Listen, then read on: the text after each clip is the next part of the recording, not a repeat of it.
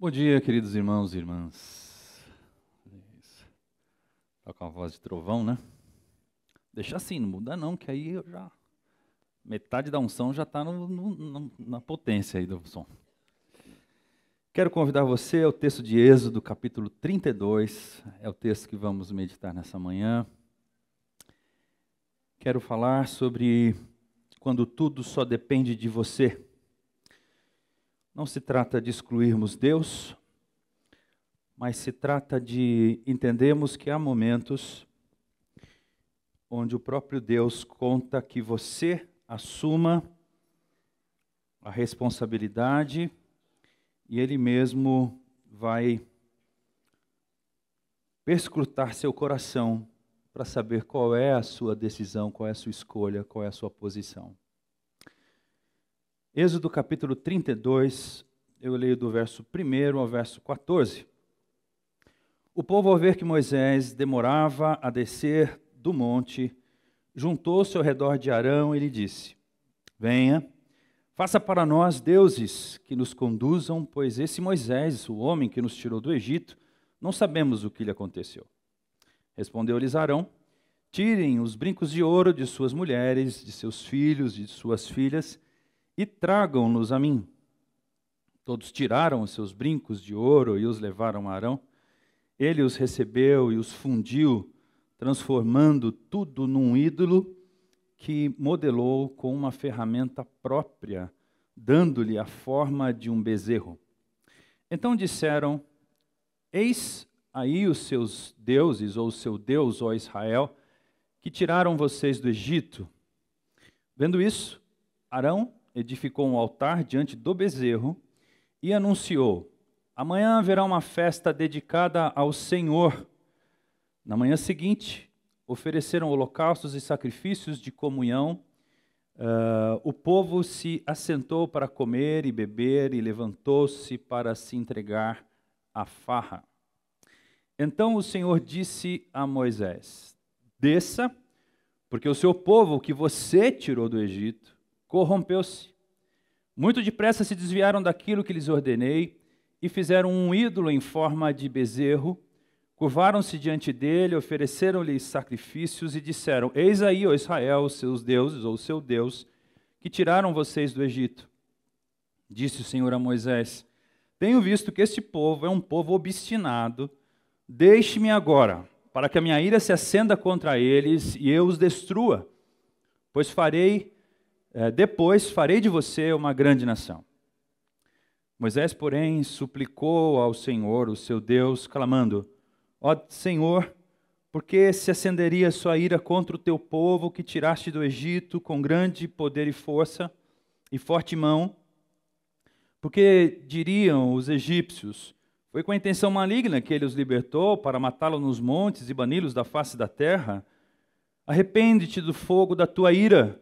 Tem piedade, não tragas este mal sobre o teu povo. Lembra-te dos teus servos Abraão, Isaque e Israel, os quais juraste por ti mesmo: Farei que os seus descendentes sejam numerosos como as estrelas do céu, e lhes darei esta terra que lhes prometi, que será a sua herança para sempre. E sucedeu que o Senhor arrependeu-se do mal que ameaçara trazer sobre o povo. Amém, até aqui. Deus nosso Pai, nos entregamos aos teus cuidados, a voz da tua palavra, a voz do teu coração ao nosso coração.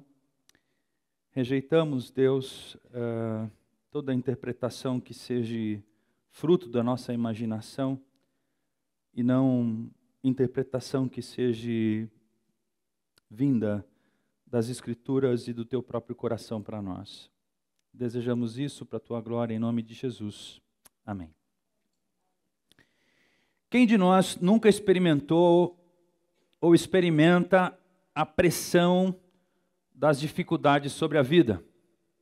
Quem de nós não experimenta ser pressionado por circunstâncias ou questões que a gente vive? Levante sua mão se você nunca foi pressionado. Inúmeras vezes somos responsáveis diretos ou indiretos, por oferecer respostas e saídas para a vida das pessoas. Se você é pai, se você é mãe, se você é chefe, se você, enfim, qualquer que seja o seu papel, algumas vezes você vai ter que oferecer a alguém alguma resposta, alguma saída, alguma provisão, algum recurso.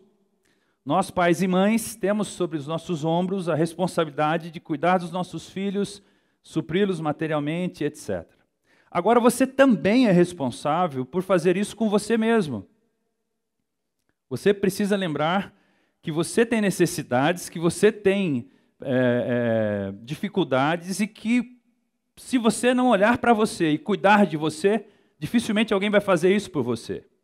E entre nós aqui, certamente, alguns de nós têm mais responsabilidade que outros, e me parece que, por questões culturais, muitos de nós também assumem como se fosse tarefa só sua, né, esse cuidado pessoal, né? E é difícil você ajudar um pai. Eu me lembro que meu pai era meu herói. Nunca vi meu pai chorar, a não ser quando meu sobrinho estava pela morte no hospital, e era um bebê muito pequeno, Alexandre. Não me lembro de meu pai chorar em outras situações da vida assim. E aquilo dizia para mim que meu pai era um herói, meu pai era imbatível, não é? Mas nós não somos imbatíveis. Nós não somos imbatíveis. E nós temos que lidar com essa pressão. A pergunta é como você administra os seus pensamentos, as suas emoções e as suas reações diante das pressões da vida. Como é que você administra as suas emoções e as suas reações, tá certo? Diante das pressões da vida. Você é do tipo que sente a pressão na rua e desconta no gato ou no cachorro ou na mulher em casa quando chega? E o chefe do meu marido brigou com ele hoje. Eu já sei que ele chegou já, né, de direita e de esquerda. Porque às vezes você tem que descontar em alguém, né? Nos ambientes de trabalho corporativos a gente já sabe, se o chefão lá em cima chegou de mau humor, vai descendo as broncas pela estrutura hierárquica, e quando chega no chão da fábrica, alguém sente o resultado, porque vai se descontando no outro. É assim que as pessoas costumam lidar com as suas pressões, né? O trânsito te irrita, você irrita alguém. O problema é que essa pressão, né, que todo mundo tem que administrar, ela pode gerar, e normalmente gera, o que se chama de ansiedade. E a ansiedade, por sua vez, gera o que alguns sabidos aí chamam de spa. Não é que quando você fica ansioso, você vai para um spa ficar tranquilo, não é isso. Spa é síndrome do pensamento acelerado. Quando você se sente pressionado, você fica ansioso e começa a pensar rápido e começa a acelerar seus pensamentos. E o que acontece é que quanto mais você tenta achar uma saída, quanto mais você tenta achar uma solução, quanto mais você acelera a cabeça, né, para tentar achar um meio, parece que menos lucidez você tem e mais suscetível a fazer escolhas abobadas, inadequadas você passa a ter. Então essa é a questão. Precisamos admitir que culpar pessoas, circunstâncias ou o passado não ajuda em nada a buscar saídas e respostas para o nosso dilema presente. Isso é culpa do meu pai, porque se meu pai tivesse me dado uma faculdade, eu não estaria aqui. Isso é culpa do meu marido que me largou, isso aqui é culpa da minha sogra, é culpa do meu chefe, isso aqui é culpa do meu pastor, é culpa da minha igreja, é culpa da religião. Enfim, ficar tentando encontrar. É culpa da Dilma, é culpa do Lula, é culpa do FHC, é culpa do Trump. Não adianta. Tentar encontrar responsáveis pelo seu estado atual e o fato de você estar sofrendo não ajuda em muita coisa, aliás, não ajuda em quase nada. A verdade, de verdade, a gente tem que admitir que somos os únicos responsáveis por nós mesmos e que em alguns momentos tudo só dependerá de nós. Esses dias eu fiz um post no Facebook, eu assisti um videozinho daqueles bem bacana, sabe? A menina escutava e aí ela ficou surda. E ela aprendeu a cantar, ela aprendeu a cantar ela fica descalça no palco para escutar a vibração dos instrumentos, e ela então canta, e uma pessoa lá traduz o que ela está cantando, né? Traduz o que os jurados estavam falando para ela, tal e tal, e ela fez uma composição falando assim: eu não posso aceitar minha situação, eu não posso ficar prostrado porque eu fiquei surda, eu preciso continuar, eu preciso ir para frente, eu preciso achar uma saída, eu preciso achar uma solução. E aí eu escrevi no meu post assim: sabe aquele dia quando você é obrigado a reconhecer que a sua vida é responsabilidade sua e só sua? É isso. Culpar o passado não vai adiantar. Você tem que admitir que você é o único responsável pela sua vida e que as coisas dependem de você. O que é fazer em momentos assim, quando tudo só depende de você? Essas foram as perguntas, meus irmãos, que a história de Moisés me ajudou a responder ao meu próprio coração. Eu falo de mim mesmo nessa manhã. Aliás, quase sempre eu falo de mim mesmo.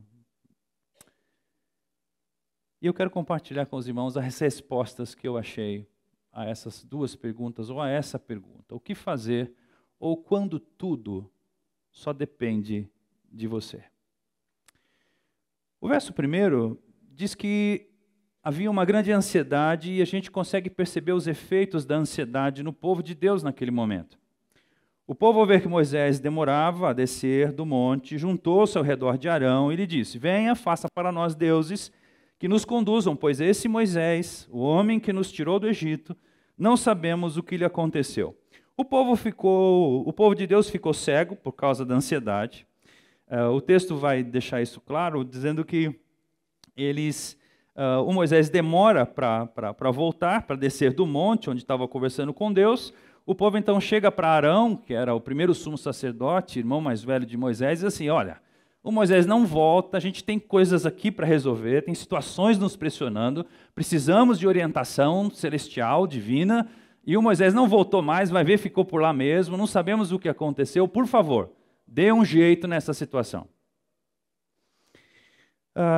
Ficar ansioso nos leva a procurar soluções, e na maior parte das vezes a ansiedade nos leva a achar soluções. O problema é que a ansiedade só gera soluções inadequadas.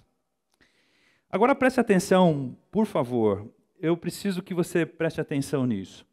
A nossa história, o texto sagrado, tem o povo, tem Deus, tem Arão e tem Moisés. Nessa história que você acabou de ler, quem que você acha que você pode ser? Deus? Acho que não. Um falso Deus? Um bezerro de ouro? Talvez alguém faça de você um bezerro de ouro. Mas também não. Arão?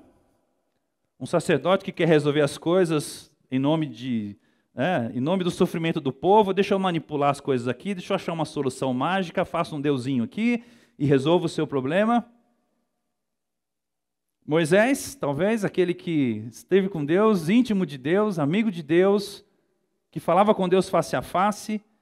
Quem você acha que você é nessa trama?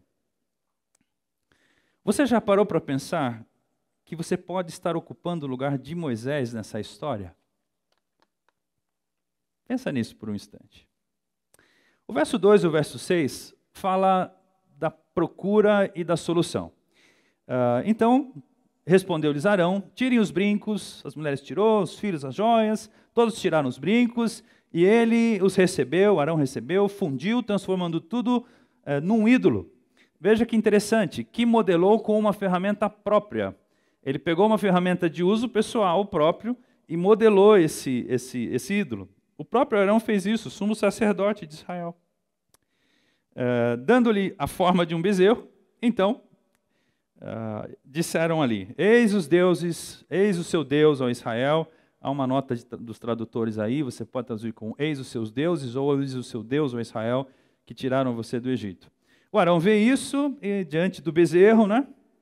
E aí o que ele diz? Ele acha uma saída criativa para esse negócio, dá uma espiritualizada bacana, e diz assim, não, então vamos levar esse bezerro diante de Deus e vamos fazer uma consagração do bezerro a Deus, vamos fazer uma festa para Deus, para que Deus abençoe essa nossa escolha escabrosa aqui, né? A gente eu fiz o que vocês queriam, agora vamos fazer uma média com Deus, levando vocês, o bezerro, vamos celebrar, oferecer a Deus uma oferta para ver se Deus aceita esse negócio. Que coisa escabrosa essa, né? Que coisa triste. Agora perceba o seguinte, a ansiedade que estava presente no povo também estava presente no Arão.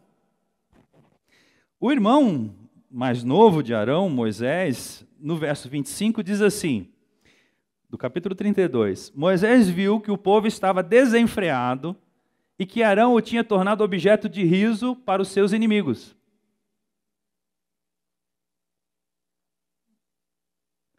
O povo estava desenfreado e que Arão o tinha deixado fora de controle.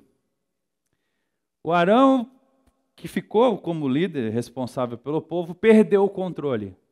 A ansiedade do povo ganhou o coração do Arão, e aí o Arão, não, vamos ter que resolver. Irmãos, eu não sei um sem número de vezes, como pai de família, eu me vi nessa tentação de resolver as coisas do meu jeito, porque eu era responsável pelo povo lá de casa.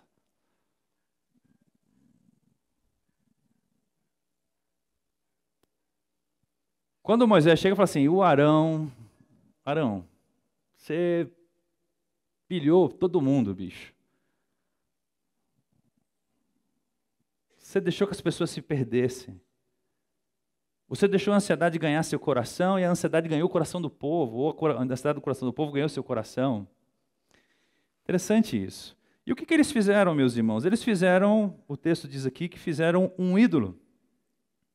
Tá certo? Eles fizeram um ídolo. E o que é um ídolo? Eu trago uma definição do J.K. Bailey, que é um teólogo que escreveu um livro chamado Você se torna aquilo que adora. O Bailey diz assim, ídolo é tudo aquilo que o seu coração se apega e em que confia como segurança definitiva. Ídolo é tudo aquilo que o seu coração se apega e em que confia como segurança definitiva. Em outras palavras, eles estavam ansiosos porque eles estavam inseguros. O representante de Deus não descia para dizer o que Deus faria. Eles eram um clã no meio do deserto, esperando que as coisas acontecessem. Eles entram em desespero. E então o que acontece? Vamos criar um ídolo que represente para nós algum sinal, né, de proteção espiritual sobre a nossa vida. E é interessante isso, porque o efeito da religião, de fato, acalma os nervos do povo. Vocês já viram várias histórias religiosas, provavelmente. E às vezes acontece uma coincidência, e essa coincidência, tipo, tá vendo? Porque eu estava com adesivo aqui, não aconteceu isso. Pegou em todo lugar, mas não destruiu. Entende assim? Coisas que... A religião tem esse poder de criar ídolos do nada. E aí veja só, um ídolo pode ser um Deus, pode ser um bem. Se eu tivesse isso aqui, eu estaria seguro. Pode ser o dinheiro, pode ser uma pessoa. Eu vou me sentir... vai sumir essa ansiedade quando eu tiver o amor da minha vida. Quando eu tiver um filho. Eu posso depositar num filho a expectativa de trazer tranquilidade para o meu coração, estabilidade para a minha vida. Paul, né? Ou melhor, Paul. Porque é aí que sua vida vai rodar. Aquela fotinha aqui da Regiane, né? Parece que faz muito sentido. Pode ser um desejo de grandeza, um desejo de saber, se eu for formado, quando eu for formado, um desejo de posse de poder, se eu tiver poder. Enfim, um ídolo pode ser qualquer coisa que no seu coração, de verdade, você se apegue, achando que se você não tiver aquilo, você não tem segurança. E se você tiver aquilo, você vai ter segurança definitiva.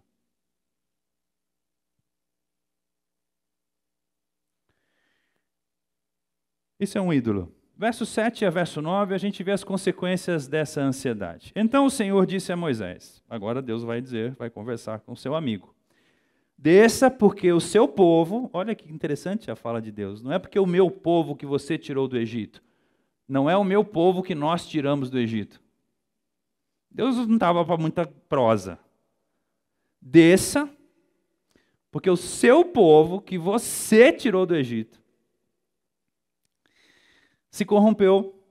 Tipo assim, você é culpado. Muito depressa se desviaram daquilo que lhes ordenei, fizeram um ídolo em forma de bezerro, curvaram-se ante dele, ofereceram-lhe sacrifícios e disseram: Eis aí, ó Israel, os seus deuses que tiraram você do Egito. Disse o Senhor a Moisés: Tenho visto que este povo é um povo obstinado. Agora, com toda a educação divina, Deus diz assim: Deixe-me agora. Me deixe sozinho. Não quero mais conversar com você sobre esse povo.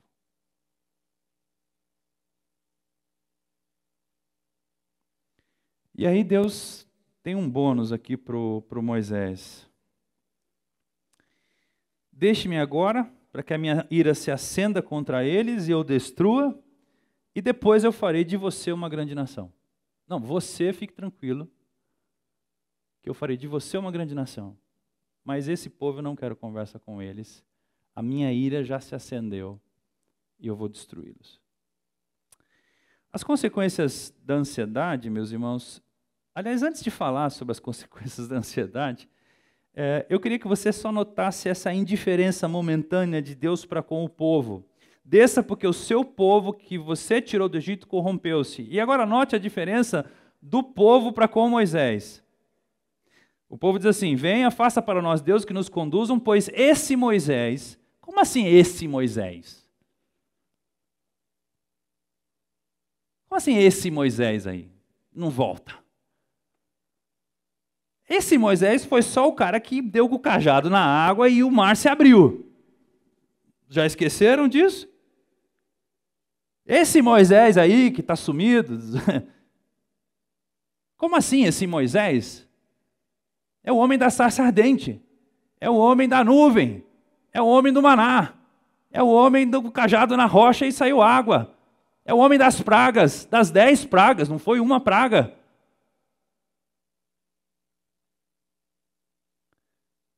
Eu não sei se você está entendendo, eu quero levar para você, quero que você pense nisso por um momento. Deus estava indiferente ao seu povo e o seu povo estava indiferente a Moisés. Então quem estava à procura de solução naquele momento? Solução de Deus. Vou acabar com todo mundo e ponto final. Solução do povo. Faz um ídolo para nós. Moisés não vem, esse Moisés aí não aparece, então...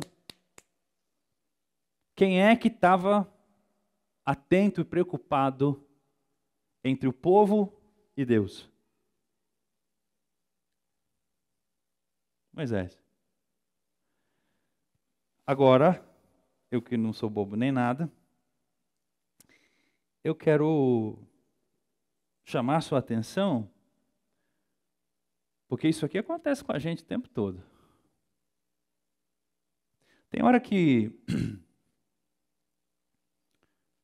tem um monte de gente que você fala assim, mas esse povo só me dá trabalho, só exigem de mim, não fazem nada para se ajudar, e você é obrigado a servir esse povo. E tem hora que certas vocações paternais, maternais, empresariais, né, pastorais, né, tem certas vocações que tem hora que você fala assim, mas pô, não adianta, eu já fiz de tudo, eu ajudo, eu faço. Eles não estão nem aí com nada, aí eu virar as costas, os caras fazem um ídolo. Esquece tudo que Deus falou para eles. E aí a tua vontade qual que é? Deus, desça fogo nesse povo aí. E aí você olha para Deus, Deus diz assim, eu vou descer fogo. Bingo, é isso que eu estava esperando que o Senhor dissesse. Porque eu não aguento mais esse bando de reclamão na minha orelha, Deus. Você já percebeu que tem hora, ou é você? Hein, Lourdes? Tem hora que assim, parece que só você, só eu que estou vendo a vontade de Deus, só eu que oro nessa casa, só eu que me preocupo com o que tem que ser preocupado, só eu que tenho que pagar a conta dos erros dos meus filhos, só eu? Eu tenho que ser, entende esse peso de responsabilidade? Tem hora que parece que a gente fica assim, sozinho. Tem Deus que concorda com você, é verdade. Esse povo aí não presta mesmo, esses seus filhos não tomam jeito mesmo, esses seus empregados são assim mesmo, essas suas ovelhas são assim mesmo, esses seus pacientes são assim mesmo, esses seus alunos são assim mesmo, essas mães são assim mesmo, esses pais são assim mesmo, esses políticos são assim mesmo. E você não vou orar para mais ninguém. É orar o quê?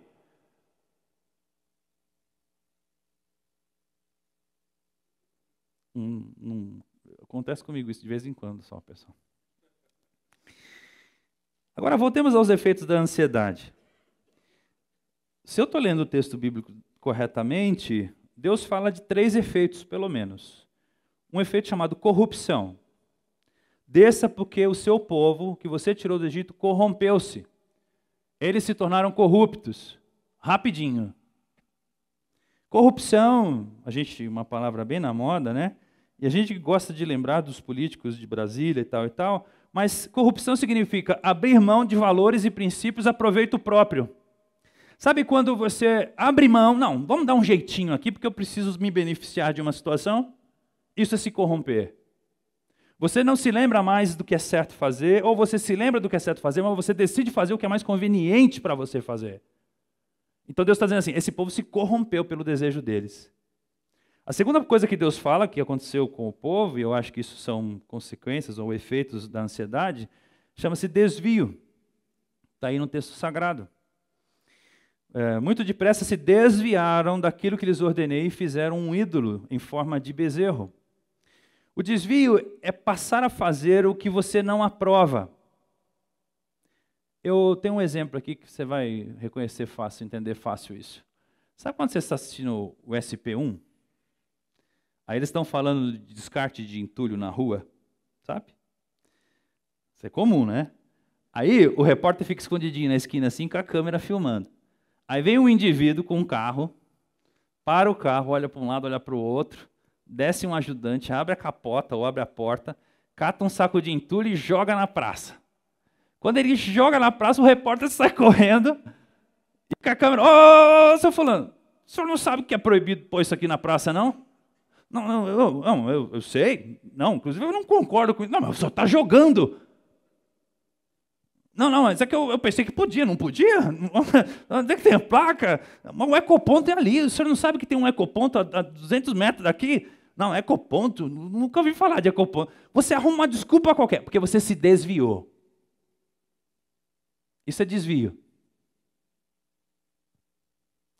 E a terceira consequência é a seguinte, obstinação.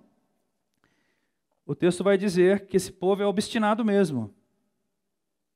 Tenho visto que esse povo é um povo obstinado. Obstinação significa que você se apegou ao seu desejo acima de tudo e a qualquer preço. Você se obstinou com o seu desejo a ponto de ignorar as vozes do juízo e as vozes de Deus. Você abandonou as vozes do bom senso.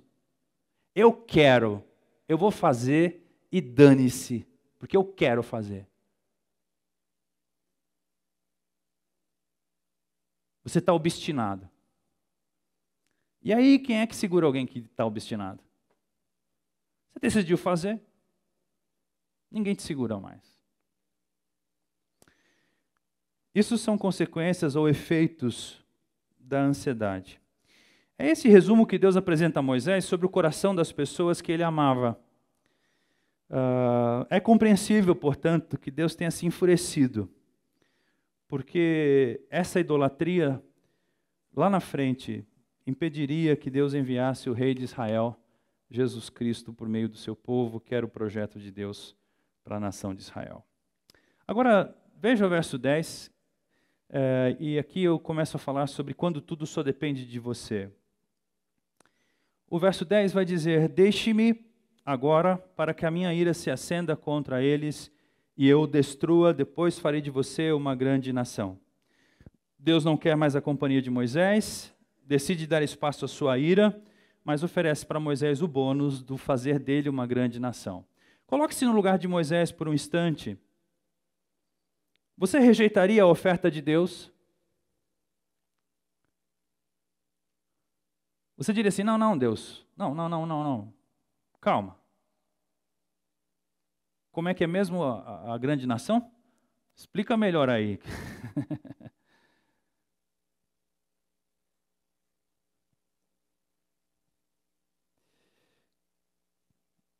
O que você faria naquele momento onde tudo só dependeria de você? Se dependesse de Deus, o que aconteceria? Se dependesse das pessoas, o que aconteceria? Continuar idolatrando, e idolatria, e desvio em cima de desvio. Mas agora só depende de você. O que você faria? Como reagimos, meus irmãos, em momentos assim? Quando tudo só depende de nós. O verso 11, Moisés então nos ajuda a entender isso. Moisés, porém, suplicou ao Senhor, o seu Deus, clamando: ó Senhor, por que acenderia a tua ira contra o teu povo, que tiraste do Egito com grande poder e forte mão? A primeira coisa que a gente tem que fazer, quando tudo só depender de você ou de nós, a gente tem que ignorar as circunstâncias ao nosso redor e interceder. Pensei que eu nunca diria isso para os irmãos, mas eu acho que é isso que o texto está dizendo. Ignore as circunstâncias. Tá certo, eu sei que vocês não merecem que eu intercedam por vocês, eu sei que vocês não merecem isso. Mas se eu não ignorar isso, se eu não agir com graça, a história vai acabar aqui. Eu preciso olhar para essas pessoas que exigem de mim uma resposta, ou talvez eu tenha que olhar para mim mesmo. Ignorar os meus próprios erros. E dizer: Deus, tenha misericórdia de mim, pela tua grande misericórdia. O Senhor tem um plano para a minha vida, o Senhor tinha um plano para a minha vida, eu pus tudo a perder, eu pisei na bola e eu preciso que o Senhor não olhe isso mais. Eu não tenho méritos, não tenho argumentos para negociar com o Senhor a sua bênção. O que eu tenho é dizer: pela tua infinita misericórdia e bondade, por favor, não faça isso. Não faça isso com meus filhos, não faça isso com o seu povo, não faça isso comigo. Ignore as circunstâncias ao seu redor e interceda. Parece que Moisés estava dizendo assim: eu preciso fazer Deus me ouvir. A única chance que eu tenho, a única chance que o meu povo tem é que Deus mude de opinião. E o texto surpreendentemente vai dizer: e sucedeu que o Senhor arrependeu-se do mal que ameaçava trazer sobre o povo. A segunda coisa, depois de interceder, você deve oferecer-se como sacrifício vivo. Moisés amava verdadeiramente o seu povo, ele se importava tanto com Israel que entregaria sua própria vida pelos seus irmãos. Olha aí o verso 31 e 32. Do capítulo 32. Assim Moisés voltou ao Senhor e disse: ah, que grande pecado cometeu este povo. Fizeram para si deuses de ouro. Mas agora eu te rogo, perdoa-lhes o pecado. Senão, risca-me do teu livro que escreveste. Meu Deus do céu. Como assim, Moisés? Tu não vai ficar com o bônus e ainda está pedindo que Deus leve você, risque você da história por causa desse povo aqui?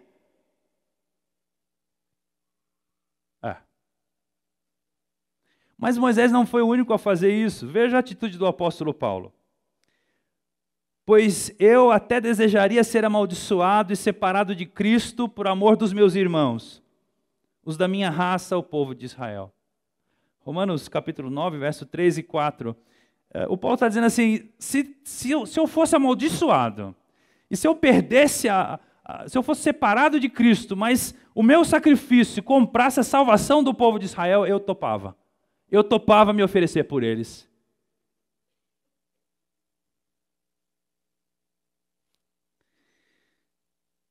Se desejamos mudanças, meus irmãos, precisamos estar decididos a nos sacrificar. E aqui eu quero lembrar você que a vida de Jesus teve alguns momentos onde tudo dependia só dele. E aí o sermão seria quando tudo depende de Jesus. E eu leio para você. Quando chegaram a um lugar chamado Caveira, ali o crucificaram com os criminosos. Um à sua direita, o outro à sua esquerda. Jesus disse, Pai, perdoa-lhes, pois não sabem o que estão fazendo. Então eles dividiram as roupas dele, tirando sortes. O padrão é alto mesmo, meus irmãos. Deus não responderá aos nossos caprichos e desejos egoístas. Não haverá saídas. Estou de mal do Senhor. Por quê, meu filho? Que o Senhor não abençoou o meu filho.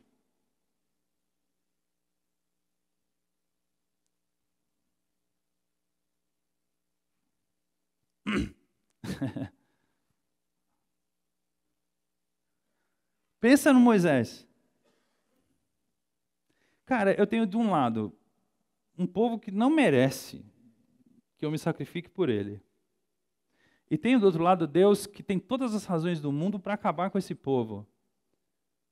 E me fez a proposta de que me deixa acabar com eles e depois eu me acerto com você.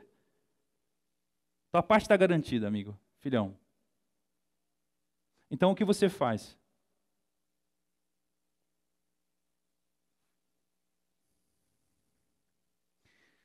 Como é que Jesus teve a capacidade de interceder por aqueles que o matavam?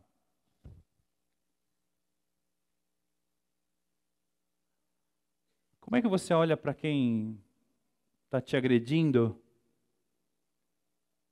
e diz assim, Deus, tem misericórdia, porque por trás desse agressor tem alguém que foi agredido? Porque sabe de uma coisa? Às vezes, aí a psicologia é bacana nisso, né? Eu não sou bobo nem nada, já vou logo perguntando, me fale um pouco da sua infância. O marido é rústico, o marido é brabo. Aí tu volta lá na infância e vai assistir o filminho da infância dele.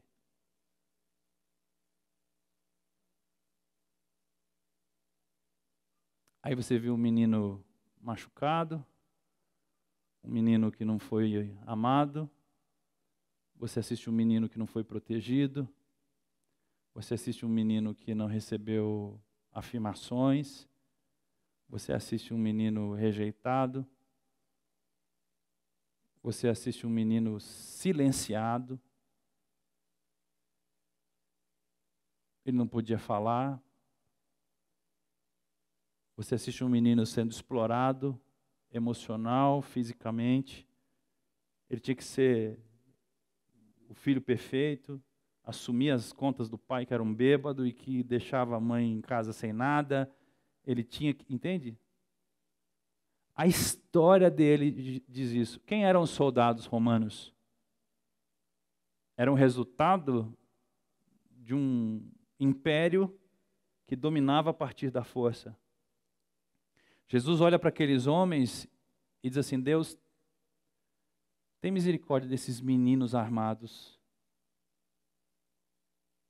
que estão prestes a me matar. Você já teve a sensação de quando você assiste os noticiários e aí eles falam assim, então, não sei o que, deram um tiro, mataram 3 policiais, não sei o que lá, mas a polícia matou 2 deles. Aí você faz, yes, Assim, esse é pecado, mas a gente faz assim, né? E aí, pegaram um menor de idade ou pegaram um rapaz. Aí aparece um camarada assim com aquela cara de anjo na tela. Você já teve a sensação assim, meu Deus, o que esse garoto estava fazendo? Não, não pode ser verdade. Não pode ser verdade. Esse menino não ia pegar uma arma e dar na cabeça. Foi ele que executou. Ele é o executor. Sabe, meus irmãos, há de se perguntar onde é que estavam os pais desse menino? Onde é que estava o poder público quando esse menino nasceu? E vamos perguntar onde estava a igreja de Jesus?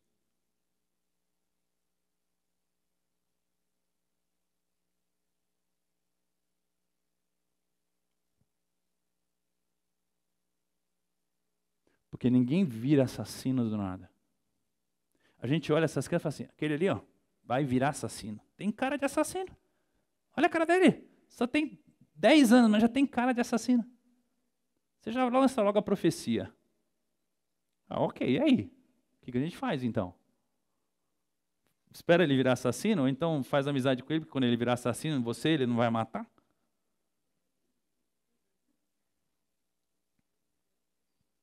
Não é mesmo? A nossa igreja tem uma história, e eu vou terminar com essa palavra, muito interessante. A nossa igreja, muitas das pessoas que compõem a nossa igreja, experimentaram as agruras de morar na favela. Hoje a gente fala comunidade, né? Mas vamos falar o português de antigamente? Eu não sei o que é isso. Mas como é viver num lugar onde você pede licença para entrar, licença para sair? Como é viver num submundo? Como é isso? Quais são as influências? Como que você lida com a maldade do ambiente? O quanto a maldade do ambiente, que é pública, que é cotidiana, influenciam você, seus filhos e seu futuro? Eu não estou querendo inocentar, não, mas eu estou querendo dizer o seguinte: quando tudo depender de você, pensa bem o que você vai fazer. Porque tem hora ou você ama, ou ninguém vai amar. E tem hora que é o seu amor por uma pessoa, uma causa, uma situação, uma família, um filho, um irmão. É tudo que Deus espera ver. Os irmãos acham que Deus estava envolvido nessa trama emocionalmente? Tipo assim, perdi a cabeça, cansei, não aguento mais Israel. Não, não. Irmãos, Deus não é esse tipo de coisa, tipo de homem. Esse texto, teologicamente, deu uma discussão danada lá no seminário, eu lembro perfeitamente desse. Quer dizer, então que Deus se arrepende? Se Deus se arrepende, Ele não é totalmente sabedor das coisas, não é? E a conclusão que a gente chega não é que Deus se arrepende como nós nos arrependemos. Deus decide se arrepender. Ele decide querer e decide não querer mais. Ele é soberano sobre as suas decisões. Mas o que mudou o coração de Deus? Foi o coração do Moisés. Qual a importância disso? 30 segundos, que agora sim, irmãos, ó. Deus ouviu a sua oração. Amém, irmãos. Ninguém fala amém, depois eu jogo fora esse negócio aqui, e você vai dizer que Deus não ouviu sua oração, hein? Olha lá. Em 15 segundos agora, qual é a importância disso? O que estamos decididos a fazer quando tudo só depende de nós? Primeira pergunta. Segunda pergunta. Você está disposto a sacrificar a sua vida por seus irmãos e queridos? Segundo Jesus, o meu mandamento é este: amem-se uns aos outros como eu os amei. Ninguém tem maior amor do que este que dá a sua vida pelos seus amigos. Você está disposto a sacrificar a sua vida pelos seus irmãos e queridos? Isso quer dizer que você pode mudar a sua agenda e incluir a intercessão por aqueles a quem você e Deus amam? Será que você consegue mudar a sua agenda e entrar nessa brecha entre as pessoas que não merecem e um Deus que é justo e que, se dependesse do merecimento dessas pessoas, Ele também... Será que você pode entrar nessa... Pode achar um lugar na sua agenda para intercessão? Ontem eu tive um dia muito difícil, meus irmãos. Cheguei em casa cansado, voltei a ter umas tonturas que faz tempo que eu não tinha e tal. E apaguei, era 5 horas, eu deitei e dormi. Acordei 7 da noite.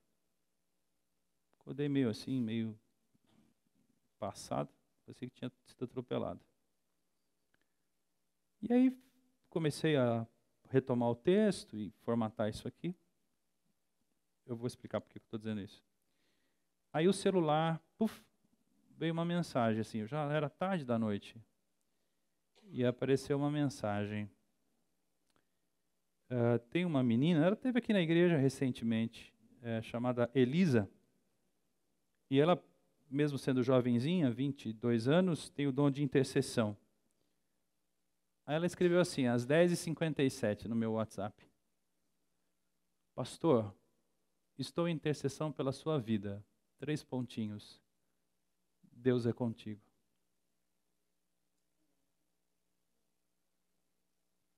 Quem estava comigo ontem à tarde, entende bem o que essa mensagem quer dizer. Não é? Aí eu respondi para ela assim, amém, Elisa querida. Mais uma vez, no tempo certo, você aparece. Obrigado por ser assim, tão sensível à voz de Deus. Amamos você. Então, assim, quando alguma irmã chega e fala assim, pastor, eu oro por você todo dia, você não sabe a alegria que me dá. Porque alguém tem que dizer assim, não, Deus, tenha paciência com esse moço. Não, Deus, cura esse moço, por favor. Ajuda esse moço.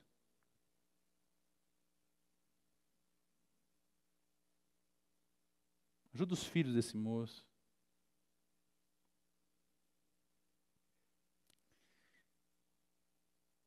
Você está pronto para carregar o peso emocional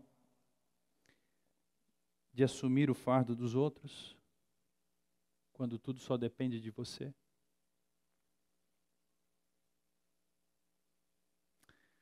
É isso. Terminei, feliz. Vou parar o meu cronômetro. Deus te abençoe, nos abençoe. A irmã Lola está aqui presente, nos visitando. Olha que coisa boa, irmãos. Já dei um abraço nela, matei saudades. Se você não fez isso, faça isso, tá bom? Outros irmãos nos visitam também, mas já são todos de casa. Quero orar com você e encerrar a nossa celebração. Deus amado, tem horas que tudo só depende de nós e o Senhor espera de nós um coração generoso como o teu. Generoso acima da dor, do sofrimento, acima da mágoa, acima das nossas próprias feridas e dores. Nos ajuda a amar como o Senhor ama. Nos ajuda a interceder por aqueles que o nosso coração pode até mesmo estar ferido. E ajuda, Senhor Deus, o teu povo a se afastar de ídolos, de corrupção, de desvios. Ajuda, Senhor Deus, aqueles que precisam do teu socorro, por amor do teu nome. Obrigado pela tua bênção sobre todos nós, sempre. Obrigado por Jesus, que nos amou até o fim. E o seu fim foi um fim de morte e morte de cruz. Obrigado porque da escolha de Jesus, da escolha voluntária de Jesus, nós estamos aqui e somos abençoados por Ti mesmo. Obrigado por esse domingo, abençoa-nos, leva-nos em paz para os nossos lares. É a nossa oração, Pai, em nome do Senhor Jesus Cristo. Amém e amém.